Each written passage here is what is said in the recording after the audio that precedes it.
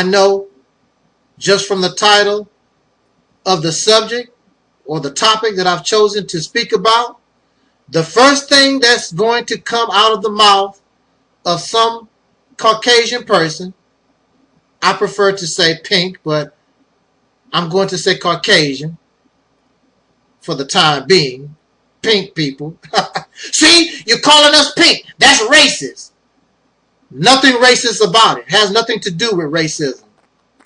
However, if I call you pink, since you run around, or Caucasian people run around calling people, labeling people different names, why can't I call you and label you? You run around and name other people and places and things, but when somebody labels you and gives you a name, you have a problem. I don't like being called black or Negro or colored or African or none of this crap that y'all made up. It did not come from no dark-skinned people at all. But that's fine. It come from you. Why can't I call you pink? Those things have a history. It's called racism. That's where they come from. Pink does not have a history of racism behind it. So I don't know how you're going to say, calling a person, you are not white. In the English language, white means pure, holy, clean, and all that kind of stuff. You are not white. You are not.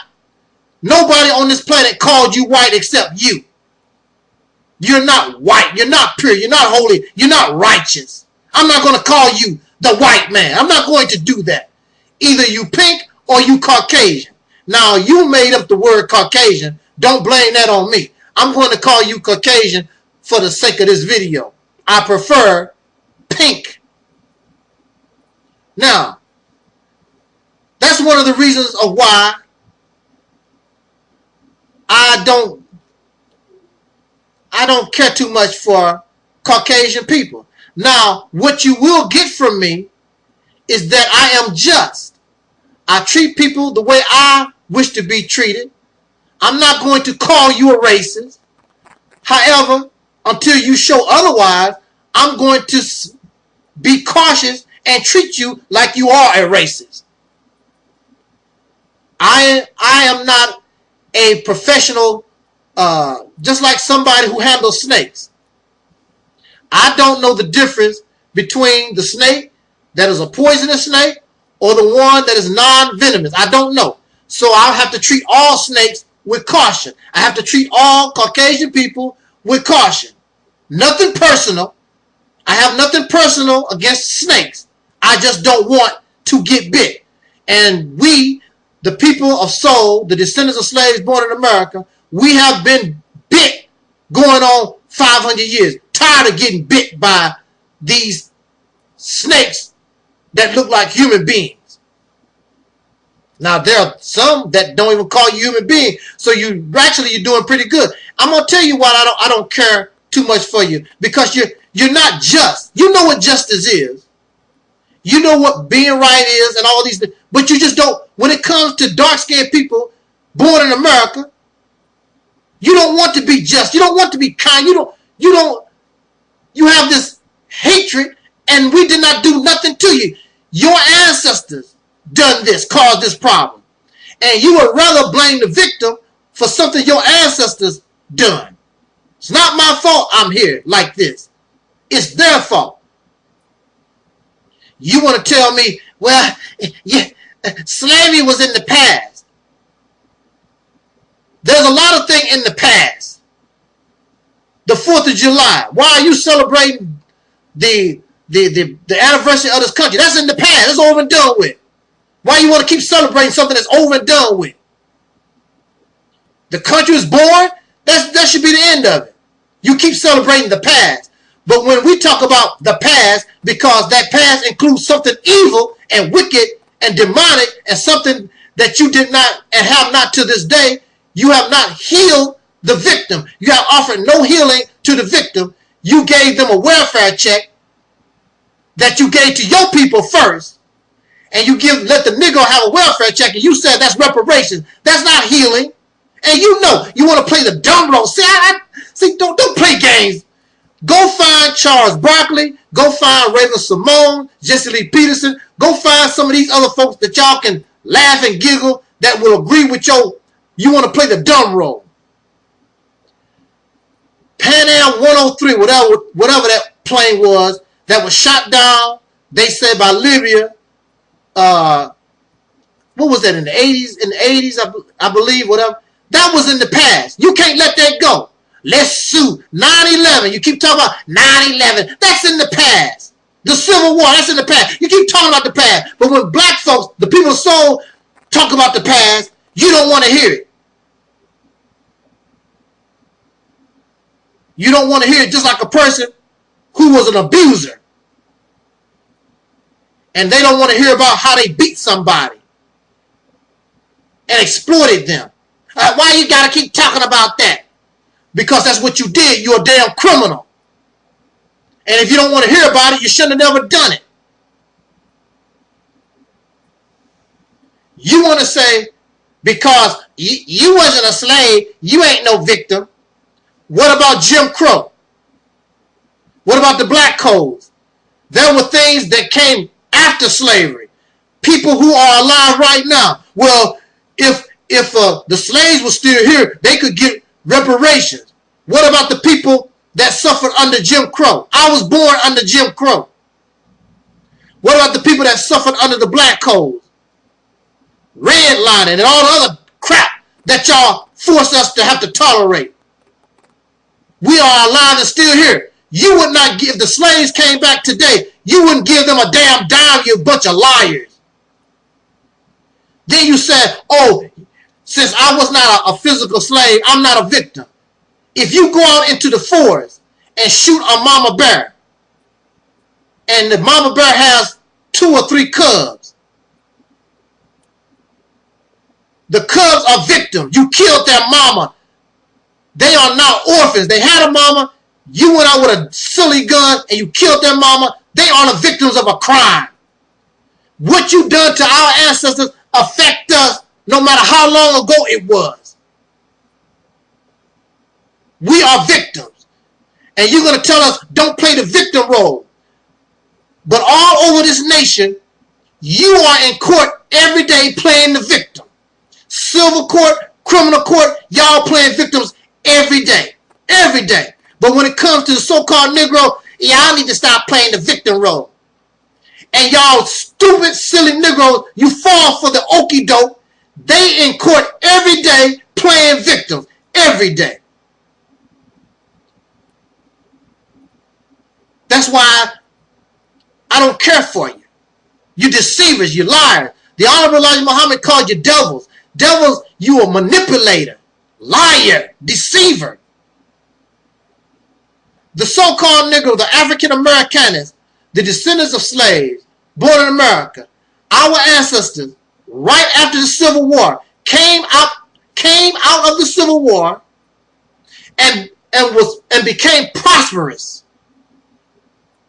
Developed our own towns, our own way of life, taking care of ourselves and everything, right out of slavery.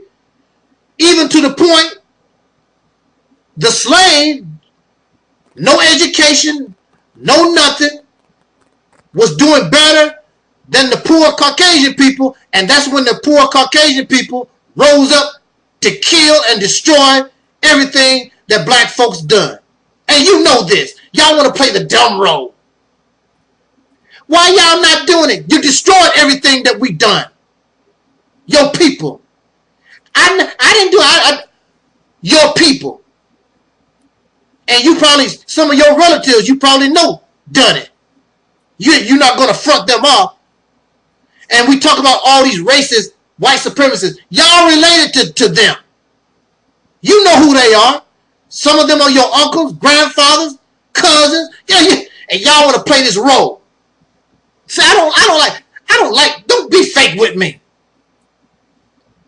You are greedy, selfish, and arrogant. You only think about yourself. You give away crumbs and you call that charity.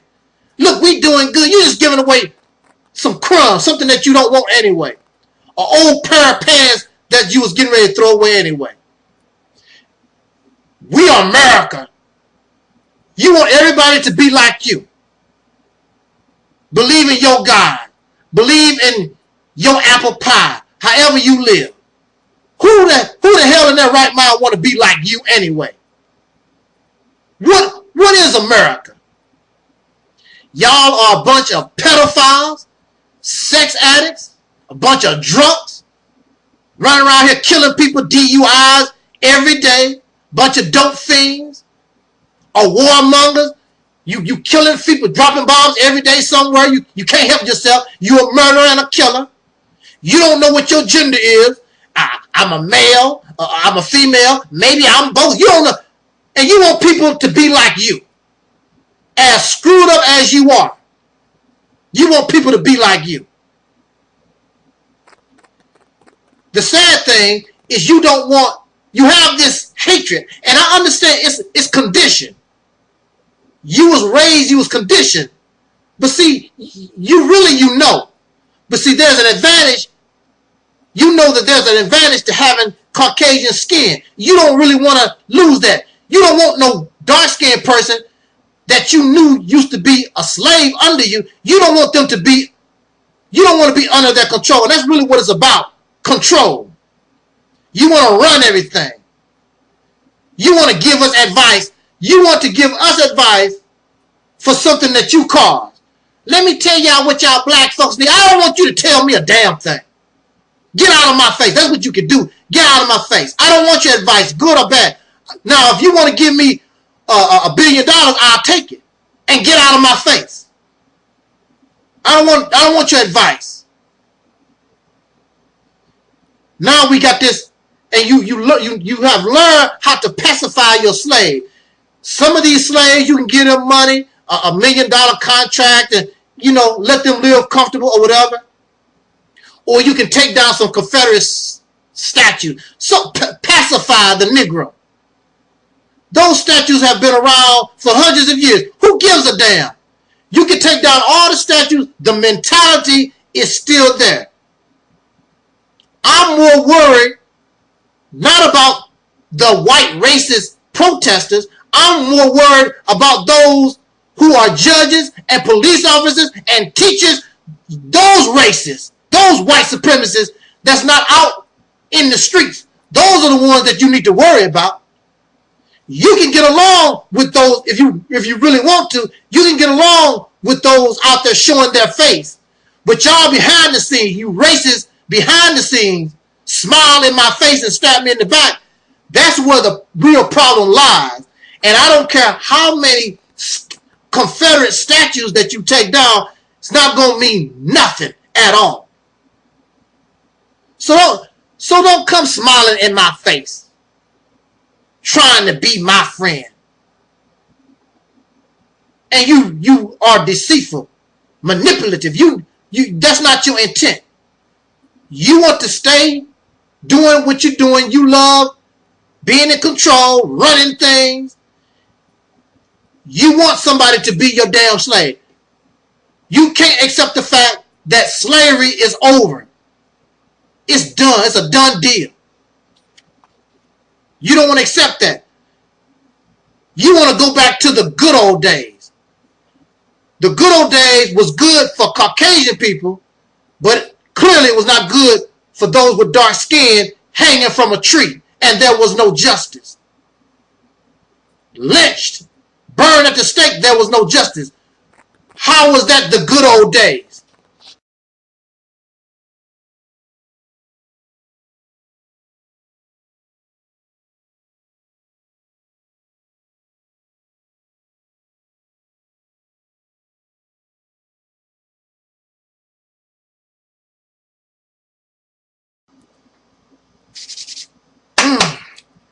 Woo! Something that grinds my gears. You know, when I start off this way, this is a rant video. So, this is a rant video. There's something that grinds my gears. Please bear with me. And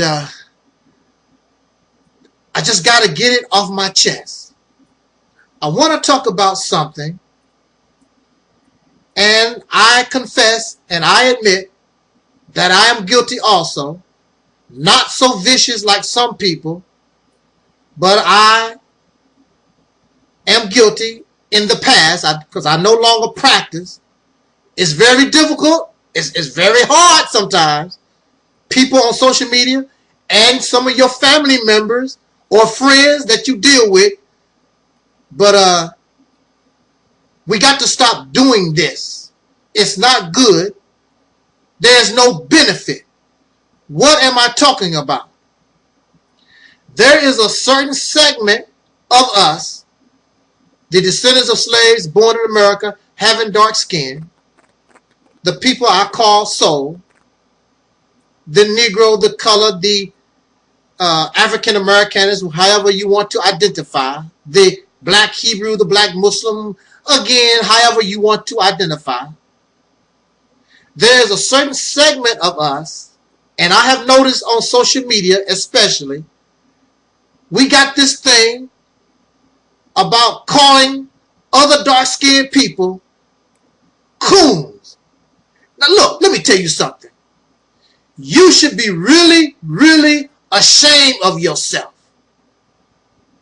Because somebody say something you don't like, you disagree with their thinking process or whatever, you know where these words come from. Nigger, coon, sambo, unkata. Coon, you're going to call somebody a coon, and you did not even make the word up. You got it from your slave massa. That's where you got it from. Now, from this rostrum, I call some people dark European, but I'm including myself because we all are dark Europeans. And as far as the white man is concerned, all of you are coons. All of you are sambos and niggas. There is no difference. He's the one, this Caucasian racist is the one who created the word. And here you are calling somebody a coon using racist label. But they the coon. But yet and still, you look to your massa to give you a word to call this other dark-skinned person a derogatory name because you don't like what they say or what they do.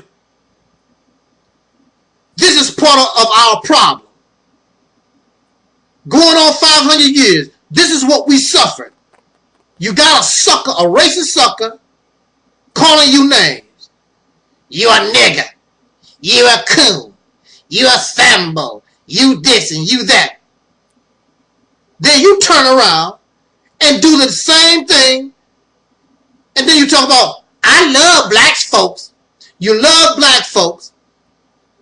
But you call black folks a coon and a nigger and a sambo, Uncle Tom, and all this other crazy racist stuff that you got from your slave master. So you call people a coon, Raven Simone, I don't know. I don't keep it with all the coons. Raven Simone, Jesse Lee Peterson, Tommy Sotomayor, all the whoever you want to call a coon. So you call them a coon. Do they change?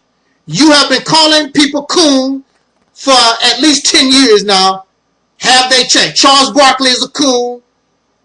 Do they change? No, they don't. So what is the benefit? You act like your massa. You are a coon just like they are. You just do your cooning in a different kind of way. You ain't no damn better. You think that you better. How the hell are you better? You drink the same water Charles Barkley do? Eat the same food? Work the same kind of jobs?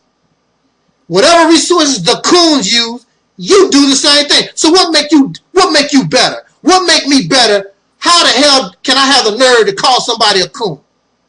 Because they disagree with what I say. Everybody in this country have a difference of opinion. Everybody is different.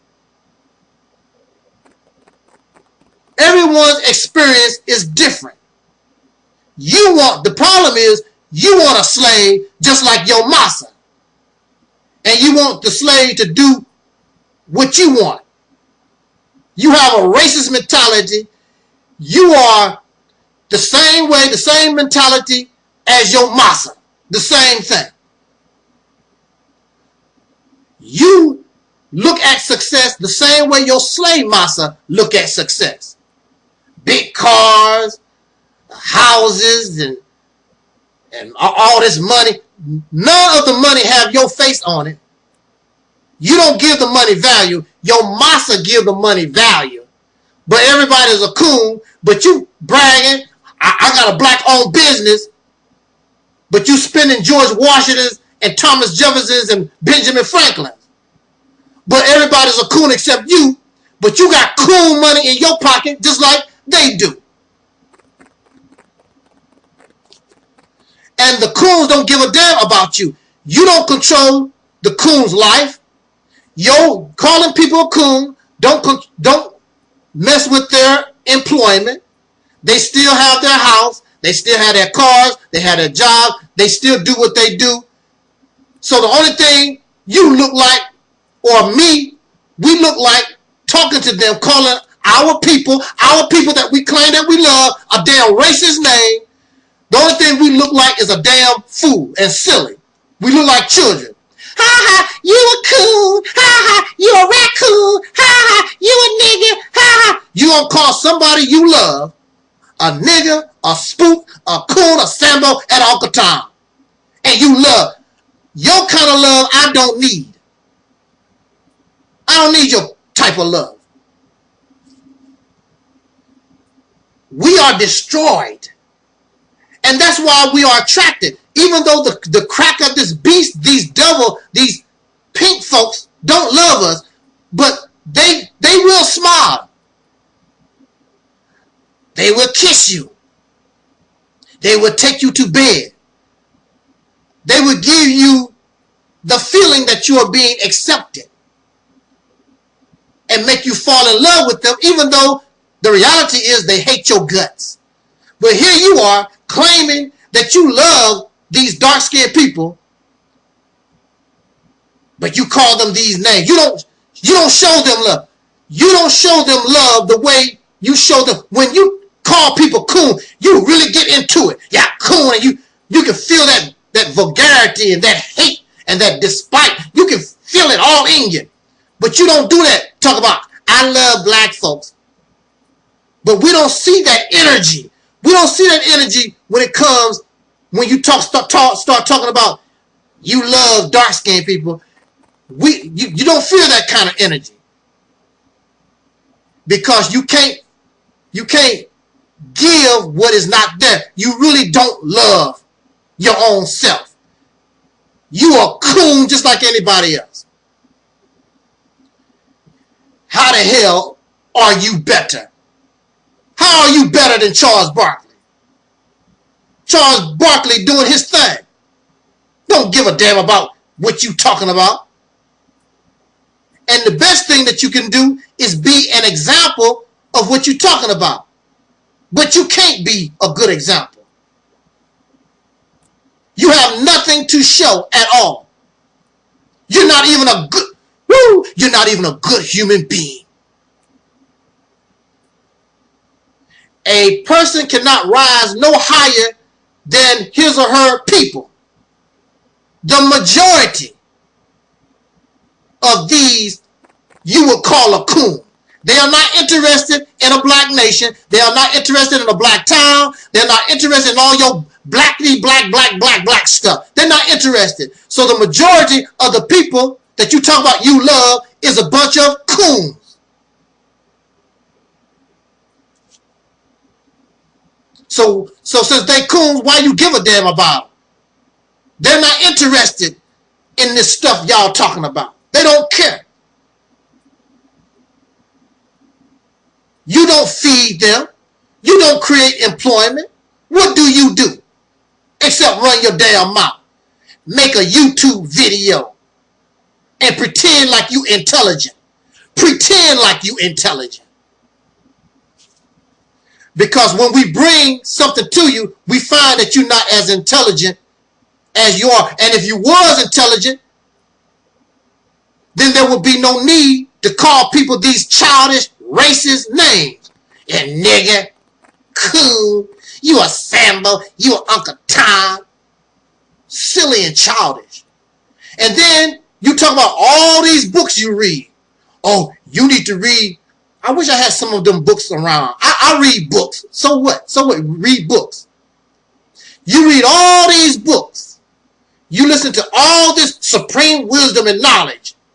And the best thing that you can come to people is you're going to call them a coon. You have a doctorate degree on the wall. You are a PhD. Prime example, Umar Johnson. Umar Johnson called people a coon. All that education that you claim you have 6 different degrees, you're accredited to do this. And then you turn around and the best you can do when somebody confronts you because you don't have an answer, you a coon. And y'all follow people and give people like that your money.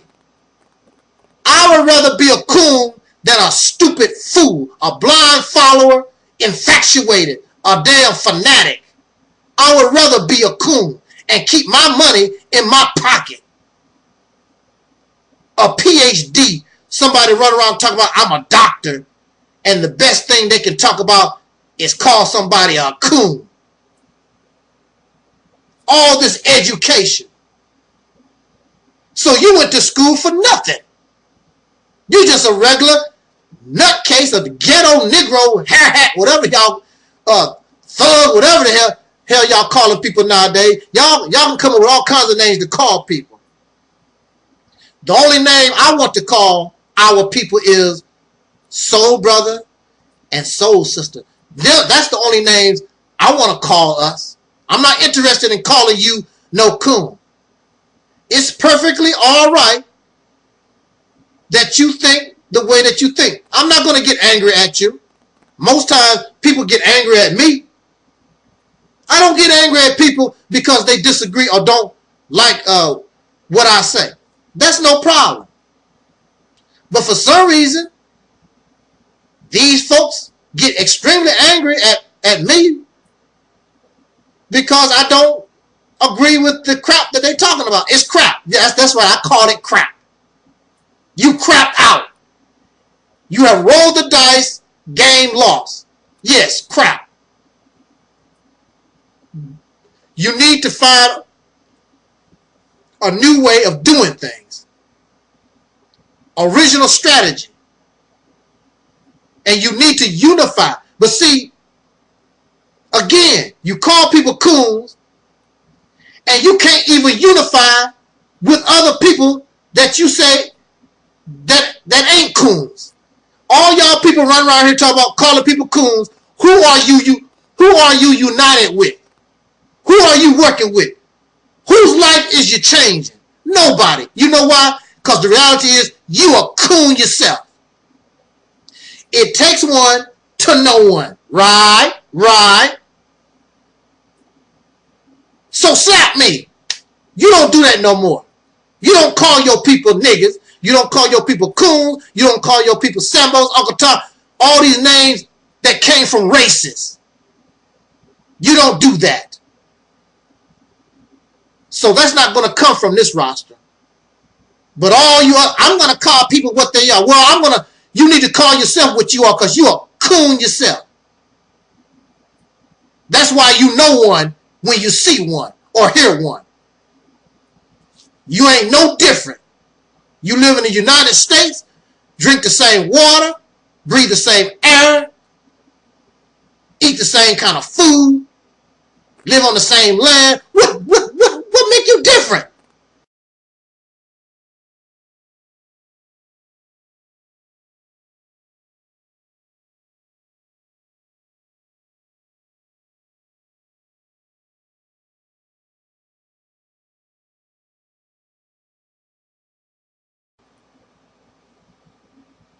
With that said, I must confess I am sort of angry,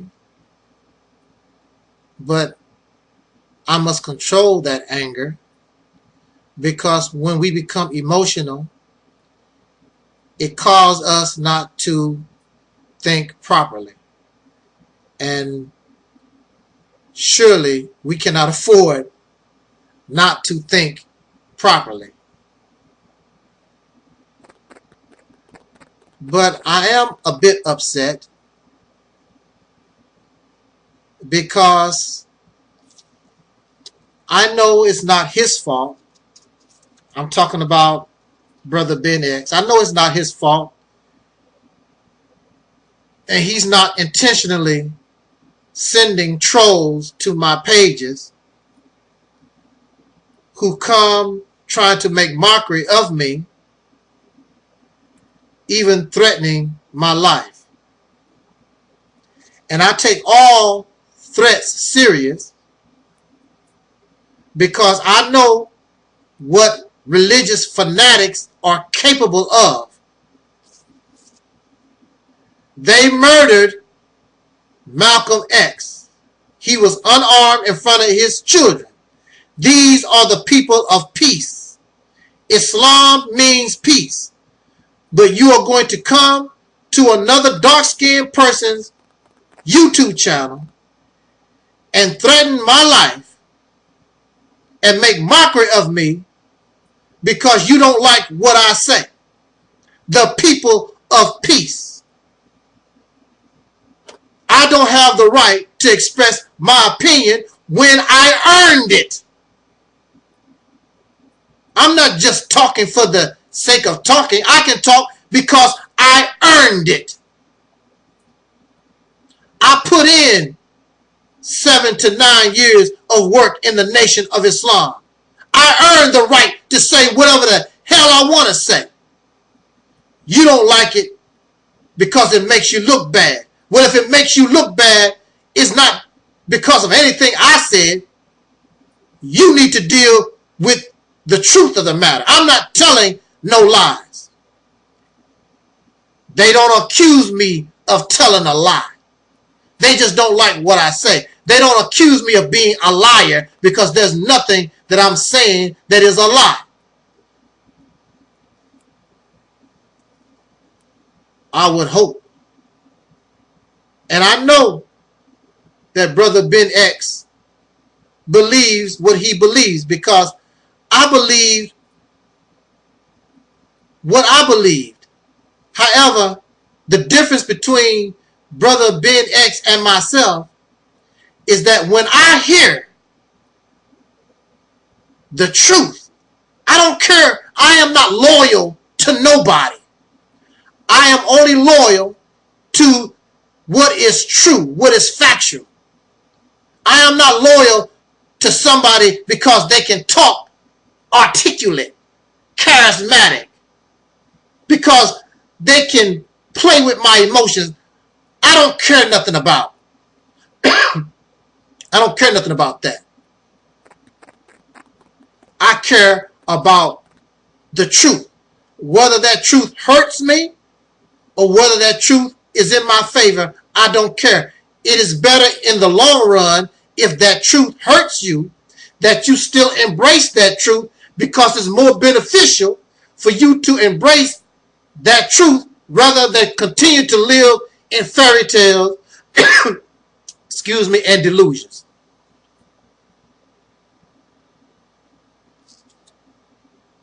I want to say to Brother Ben X,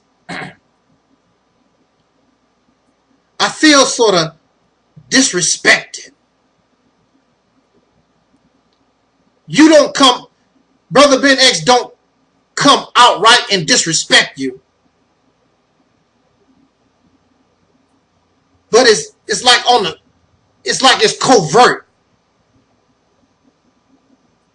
But I want to say this to you, Brother Ben X, and any of these new followers of Louis Farrakhan. First of all, you don't scare me at all. Because I know religious zealots are murderers. I know you are killers. I know you hate black people. I already know that. The general public is fooled by this persona. The only thing they have to do is just say the things that I say, and they will quickly see what you really are. You're going to disrespect me. Where was you in 1981 when Louis Farrakhan was driving 2 beat up old Cadillacs or Lincolns or whatever those cars was? Where was you at in 1981? Where was you in 82, 83, 84, 85? Where was you in the 80s? You was nowhere to be seen, probably wasn't even born. Who was on the street? I was on the street with my fellow FOI brothers, and I was on the street by myself. I didn't need nobody with me. I go to churches by myself. I went into a place. These gangsters, these young brothers was gang members, had a gun to my head. I'm trying to sell them the Final Call newspaper. They don't want to hear it. Brother gonna threaten to blow my brains out. I was not afraid. I was not afraid because I was taught and I believed to fear no God but Allah. I was in Chicago 1, 2, 3 in the morning selling my newspapers in the Cabrini Green housing projects, one of the most dangerous places in America. 1 or 2, 3 in the morning running around, jumping on subway trains, going in Brooklyn, in the Bronx and places with my newspaper. You can't even compare. There was no social media. Everybody that I met, I talked to personally, shake their hand personally. There was no internet. Everything I did was hands-on. I know Minister Farrakhan. You probably don't even know the man. I remember when he didn't have a pot to piss in, fixing up these old cars, trying to keep them on the road. Where was you? You was nowhere to be found. None of you was. How many temples did I help to open? Painting doors, cutting grass, doing whatever it took to get that mosque open. 4, 6 temples. Where was you at? The reason why you can do what you're doing, the reason why you can say what you say is because I was there first. I was on the ground. You played the video Savior's Day 1981. I was on the ground floor in the 80s. Where was you? I was there in the beginning. And they know who I am. They know my family. They know who I am. You are the one need to stay in your lane and respect those who made a path for you, just like I did. I would never, like you and these other idiots. I'm not calling Brother.Ben an idiot. I'm talking about these ones that actually threaten me and talk crazy on my page.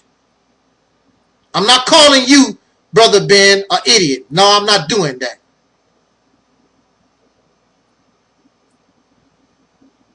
I was there. None of you was there. I made it possible. So give me my respect. I don't care. You don't have to like nothing I say.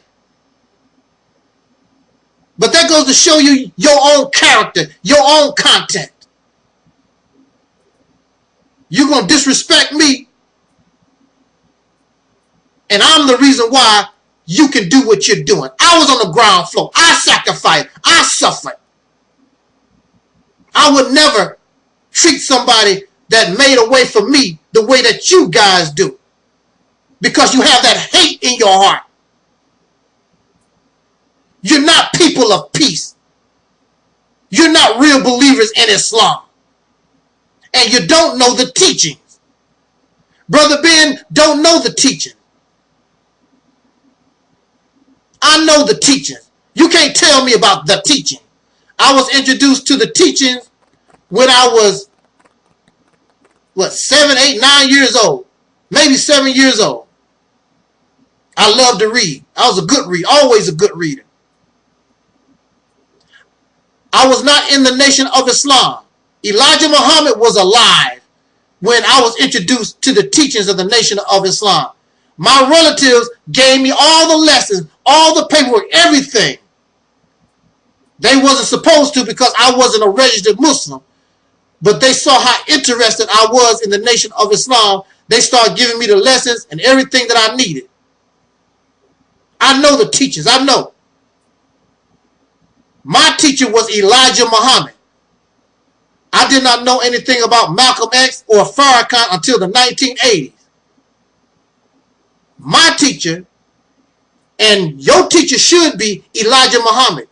Your teacher should not be Louis Farrakhan. You should know what your teacher, Elijah, teaches, not what Minister Farrakhan say. Because Minister Farrakhan could be wrong, he could be in error, and he is. Because there's nothing in the teachings that can back up and verify, support anything that he's talking about. Nothing. That's why, unlike Malcolm, every time you heard Malcolm teach, the Honorable Elijah Muhammad teaches us this. Elijah Muhammad teaches us that. You don't hear Minister Farrakhan. He can talk for 4 hours. And he very rarely talks about, well, you know, the messenger teach this. And Elijah Muhammad teach that. You don't hear that coming out of his mouth. Neither do you hear it come from Wesley Muhammad and Nuri Muhammad. They give these explanations, and I'm waiting for them. What is your source? Elijah Muhammad said this. I never heard Nuri Muhammad said, well, message to the black man, Elijah Muhammad said, the theology of time, Elijah Muhammad said this. You don't hear that from Wesley or Nuri Muhammad. These are your teachers. You are and have been misguided into what the teachers really are. I would suggest that you let all religion go, but if you're going to be in the Nation of Islam, learn what the Honorable Elijah Muhammad actually taught. Louis Farrakhan is not teaching what Elijah Muhammad taught. Period. That's why he does not quote from the source of Elijah Muhammad. Then you have somebody like Pastor Geno Jennings or whatever he is. He's going to debate believers in the Nation of Islam, and the nation and the believers make the teachings look bad because Pastor Geno knows the Quran better than they do. They're going to debate over whether or not Allah came from up out of triple darkness. The Quran says, the Pastor Geno says that the Quran says that Allah made darkness. So if Allah made the darkness came after him, how could he be born up out of triple darkness? So either the Quran is telling a lie or Elijah Muhammad is wrong. Which one is it? And those people, they looking all dumb. Then the pastor says, well, since you know the truth now, you see what's happening, are you still going to believe what you're talking about? And they said yes. Oh. Woo! They said yes. And that's the way it is with a lot of people out here. It don't make no difference how much you show them they are wrong, that they are in error. It makes no difference. They are going to believe what they believe no matter what. And so you lie when you talk about, I seek the truth. I'm telling the truth. No, y'all are a bunch of liars. And if you don't want to handle the truth, Brother Ben, then you become a liar too and a deceiver and one who misguides. And all of y'all should be shamed.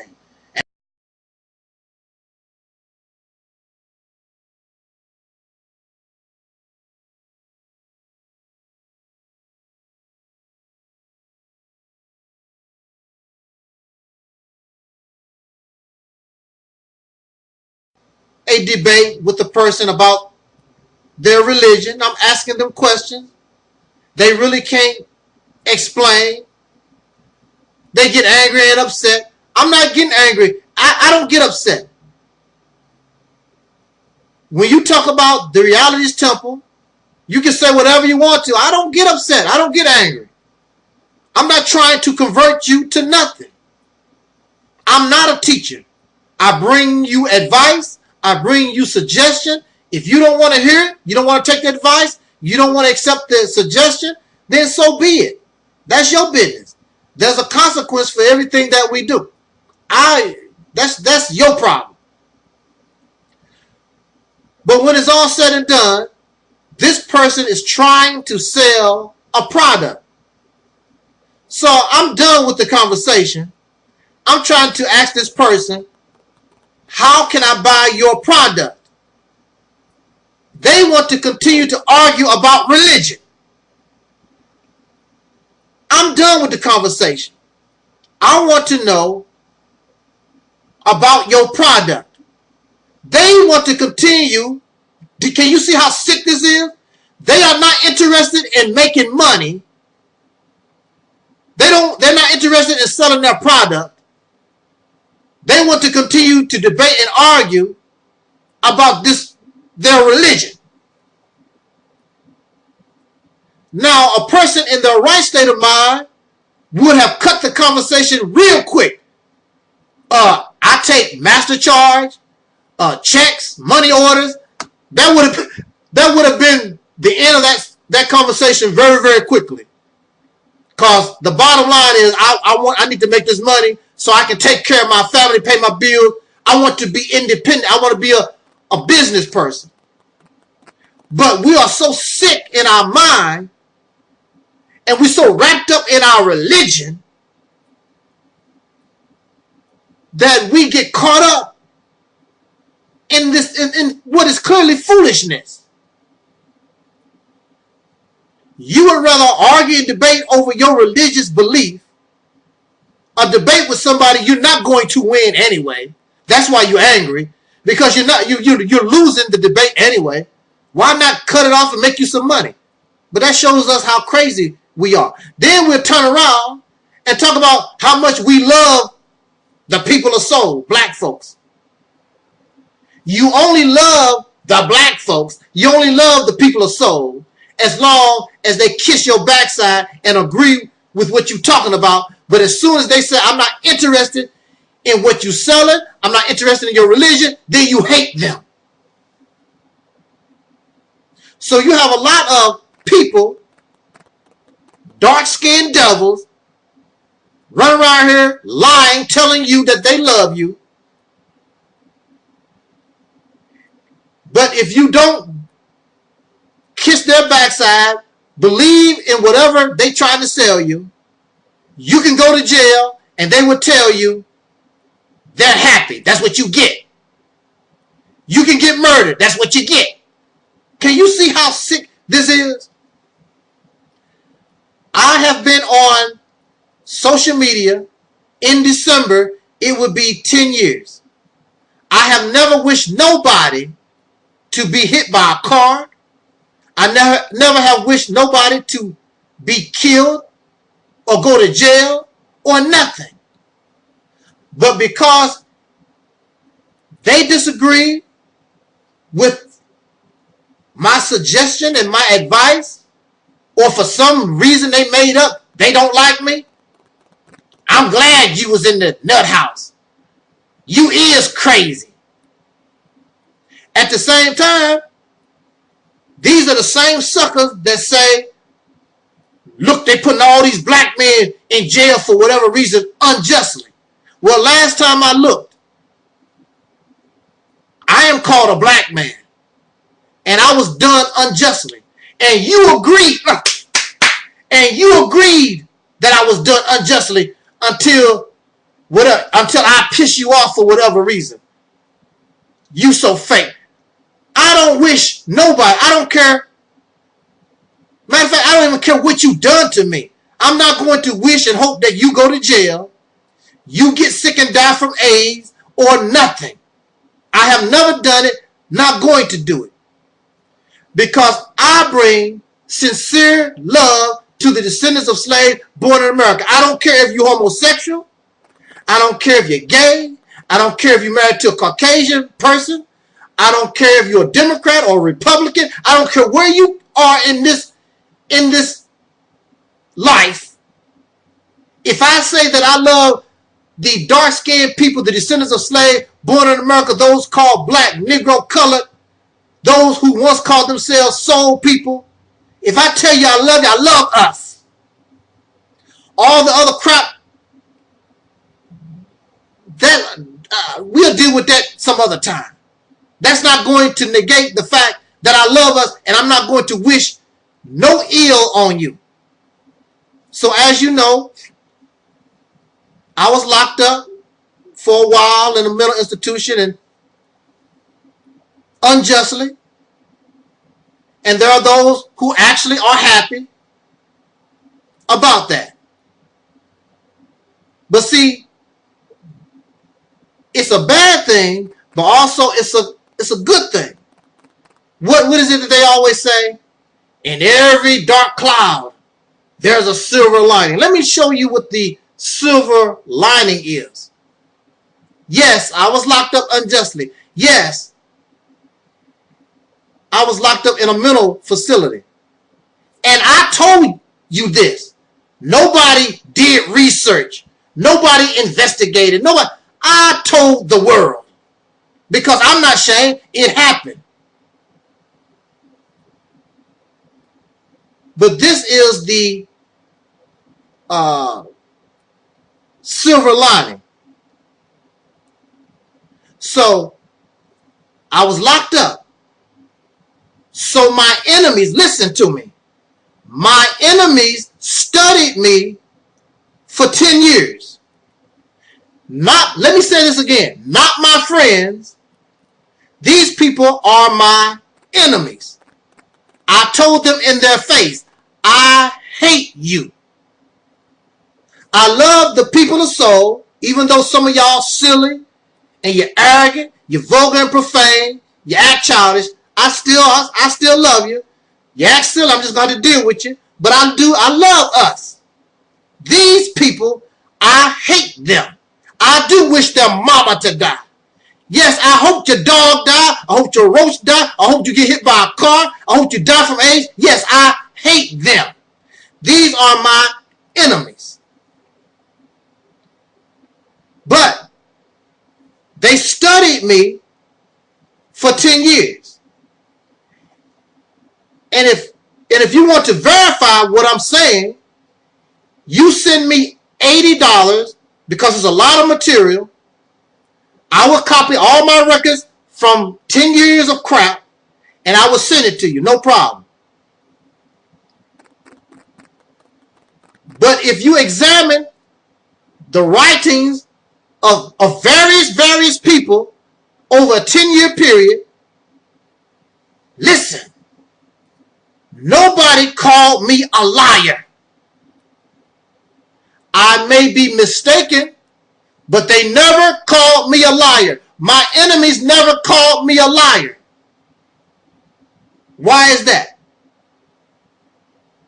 My enemies never reported that I stole from anybody or tried to steal. My enemies report I'm not a whoremonger or a drug addict or alcoholic or none of these different things. My enemies report that. If you read what my enemies wrote, you might think I'm Jesus Christ or Prophet Muhammad. They could not report none of the things. Oh, you a liar. That's not what 10 years of study on me, that's not what they concluded. You will steal. That's not what my enemies say. Now, you, on the other hand, you could be a liar. You could be a thief. We know you profane and vulgar and silly. We know that. Nobody has studied you for 10 years. I have been studied. You have not. So it's been documented about who I am. They would tell you, I help people. Nowhere in that study do they call me or say that I hate white people. I called certain crackers devils in their face in that place. That's right. I called them devils, the children of Adolf Hitler, in their face every day. Well, you're going to be here the rest of your life. Well, guess what? I will be here the rest of my life calling you the children of Adolf Hitler. You're a bunch of devils and evil beasts. So be it. You don't have that kind of fire. There's no evidence you are like that. There's no evidence that you will fight like that. There's no evidence to show that you're not a liar and a thief. I have evidence and documentation. I'm not none of those things. But you would rather give your money and your time and your support to those who don't do nothing for you. You give these people your money and your time and your support, and you don't have nothing to show for it except a pretty smile. That's all you have. I'm not going to steal from you. I'm not going to lie to you, not intentionally. I might be mistaken, but I'm not going to lie to you. The only thing that I want, the only thing that my sister Rashida Strobel wants is a change of this condition once and for all. My brother J.T. Riley says there's only two people in this world, real and fake. Which one are you? The reason why Soul Sister Rashida talks to me is because I'm real. The reason why I am attracted to her because she's real. The reason why I have association with my brother J.T. Riley because he's real.